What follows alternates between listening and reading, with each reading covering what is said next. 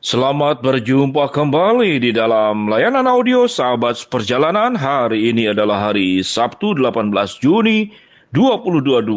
Tema renungan saat teduh kita dengan judul Ikut Bukan Ikut-Ikutan. Firman Tuhan terambil dalam Lukas 9 ayat yang ke-62. Demikian bunyi firman Tuhan.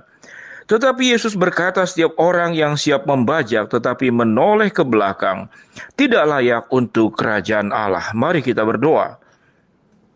Bapa yang di dalam surga, kami ingin belajar menjadi anak-anak-Mu yang hidup adalah mengikut Tuhan dan bukan ikut-ikutan.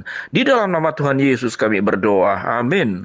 Shalom sahabat seperjalanan yang dikasihi Tuhan, ikut bukan ikut-ikutan. Berbicara tentang ikut-ikutan khususnya dalam usia remaja atau anak-anak adalah sangat mudah sekali terbawa oleh arus. Tatkala arus menyenangi satu hal dan menjadi sebuah kesenangan mayoritas, maka berduyun-duyunlah orang untuk menggapainya. Kita tahu dengan jelas seorang tokoh sepak bola Cristiano Ronaldo itu di Instagramnya punya follower 400 juta. Yang menjadi pertanyaan, Cristiano Ronaldo 400 juta. Berapa banyak yang mengagumi Cristiano Ronaldo dan mau berjuang menjadi seperti Cristiano Ronaldo dalam berjuang, latihan sangat disiplin, dan bermimpi menjadi pesepak bola seperti Cristiano Ronaldo? Rasanya hanya sebagian saja. Memang dia atlet dan dia ingin seperti Cristiano Ronaldo. Namun yang ikut-ikutan itu mungkin mengagumi kegantengannya, mungkin karena semua orang suka dengan dia, tapi yang bersangkutan tidak pernah mau bermain sepak bola. Mungkin bola sepak bola pun dia tidak punya di rumahnya. Itu yang disebut dengan ikut-ikutan. Hanya sebatas di halaman, maka berhenti. Tatkala masuk ke dalam sebuah perjuangan panjang menjadi seorang atlet sepak bola yang mendunia, dengan jerih payah, perjuangan, latihan berat, menggeser berbagai macam prioritas kepentingan yang dia anggap itu tidak penting. Pikirannya bagaimana menjadi seorang pesepak bola yang luar biasa dengan harga yang harus dibayar pun dia tempuh. Maka itulah yang disebut dengan mengikut, bukan ikut-ikutan. Sahabat perjalanan, demikian juga dengan Tuhan Yesus.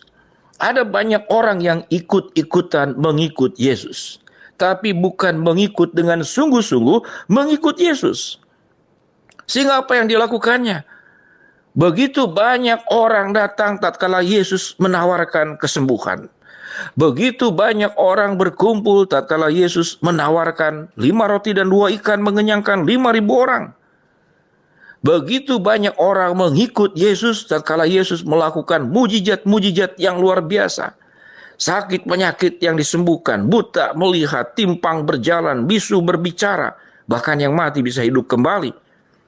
Maka semua orang mau mengikut Yesus dengan alasan-alasan yang di atas.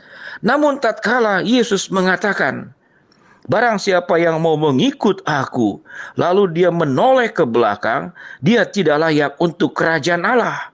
Oleh sebab itu ada banyak tipikal alasan orang pada akhirnya mengikut Yesus karena ikut-ikutan. Alasan yang pertama, aku akan mengikut engkau kemanapun engkau pergi. Dan Yesus berkata, serigala punya liang, burung punya sarang, tapi anak manusia tidak ada tempat untuk meletakkan kepalanya. Mundurlah orang tersebut. Ada orang, aku ingin mengikut Yesus, tapi izinkanlah aku menguburkan ayahku dulu. Sebuah alasan yang sangat luar biasa dan nampaknya orang ini adalah orang yang mencintai keluarga, berbakti kepada keluarga. Namun kalau ayat ini ditafsir, izinkanlah aku menguburkan ayahku, rasanya kalau menguburkan Yesus pun tidak akan menghambat, akan mengizinkan. Namun mungkin alasan ini adalah alasan yang dibuat-buat. Memang ayahnya belum meninggal, namun itu adalah alasan dengan secara sopan, Yesus nanti aku ikut Tuhan, tapi aku pikir-pikir dulu. Ada yang ketiga, aku akan pamitan dengan keluargaku terlebih dahulu, baru mengikut Yesus. Ini alasan-alasan yang kemudian Yesus bisa disalahpahami sebagai Tuhan yang tidak menghargai keluarga. Namun bagi saya pribadi, alasan kedua dan ketiga ingin mengubur ayah pamitan dengan keluarga adalah alasan yang dibuat-buat. Mana mungkin Kalau pamitan Yesus tidak izinkan, pasti diizinkan. Kalau memang ayahnya itu meninggal pada saat itu dan dikuburkan, pasti Yesus pun mengizinkan. Namun mengapa Yesus mengatakan, tetapi Yesus berkata setiap orang yang siap membajak tetapi menoleh ke belakang tidak layak untuk kerajaan Allah. Di sini bukan berarti tidak menghormati orang tua, tapi adalah kesediaan penuh mengikut Yesus dengan segala pengorbanan sebagaimana yang dikatakan tadi. Follower daripada Cristiano Ronaldo 400 juta, hanya sebagian kecil saja yang betul-betul ingin menjadi pesepak bola seperti Cristiano Ronaldo. Demikian juga orang yang mengikut Yesus. Hanya sebagian saja yang punya komitmen yang sungguh-sungguh. Dan jikalau kita mengikut Yesus, memang Tuhan mengatakan, bukan hal perkara indah, bukan perkara yang sebuah pesta, menikmati hanya berkat, tapi menjalani panggilan Allah dalam kehidupan ini, dalam kebenaran. Tatkala kita mengikut Yesus, Tuhan mengajarkan, engkau diajarkan untuk mengampuni. Mengampuni bukan perkara mudah. Tatkala mengikut Yesus, Tuhan berkata, sewaktu engkau mendapatkan berkat dari Allah, engkau dipanggil untuk berbagi. Ini bukan perkara mudah. Tatkala mengikut Yesus, ada orang berbuat jahat, maka kalahkanlah kejahatan dengan kebaikan. Maka ini bukan perkara mudah. Tatkala mengikut Yesus, ada ancaman yang bisa terjadi, bahkan nyawamu pun bisa melayang, dan engkau tetap akan setia mengikut Yesus, maka ini juga bukan perkara mudah.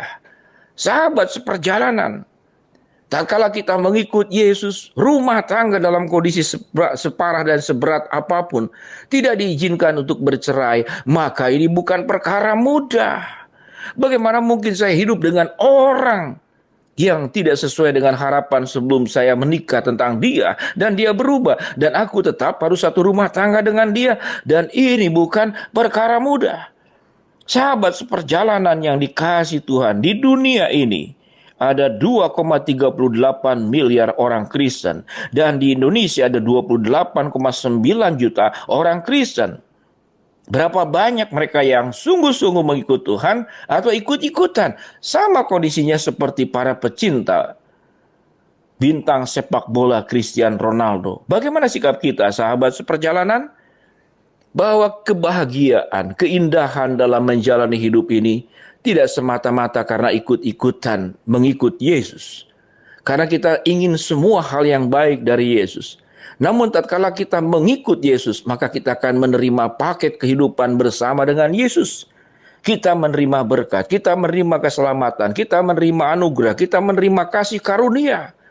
Maka kita dipanggil pun untuk membagikan berkat, membagikan kasih karunia, membagikan keindahan, membagikan Injil keselamatan. Berbagian di dalam penderitaan, berbagian di dalam kesulitan, melewati masa-masa gelap dalam rangka menjalankan kebenaran firman Allah dan menjalani hidup kita secara benar di hadapan Tuhan. Mari sahabat seperjalanan, apakah engkau ikut-ikutan mengikut Yesus atau engkau mengikut Yesus dengan seluruh paket kehidupan bersama dengan Yesus hidup dalam kebenaran? Mari kita berdoa. Bapa yang di dalam surga, terima kasih kebenaran firman Allah menolong kami untuk membedakan apa yang disebut dengan mengikut Yesus dan ikut-ikutan Yesus. Biarlah kami boleh belajar menjadi anak-anak Tuhan, mengikut Tuhan dengan benar. Hamba-Mu berdoa buat sahabat seperjalanan yang sedang sakit, Tuhan jamah sembuhkan, yang sedang menghadapi masalah, Tuhan bukakan jalan, yang sedang berdoa mengharapkan sesuatu kepada Tuhan, Tuhan akan kabulkan sesuai dengan waktu, rencana, dan kehendak-Mu. Dalam nama Tuhan Yesus kami berdoa. Amin. Shalom sahabat seperjalanan. Mari kita dengan setia mengikut Yesus dan bukan ikut-ikutan. Shalom.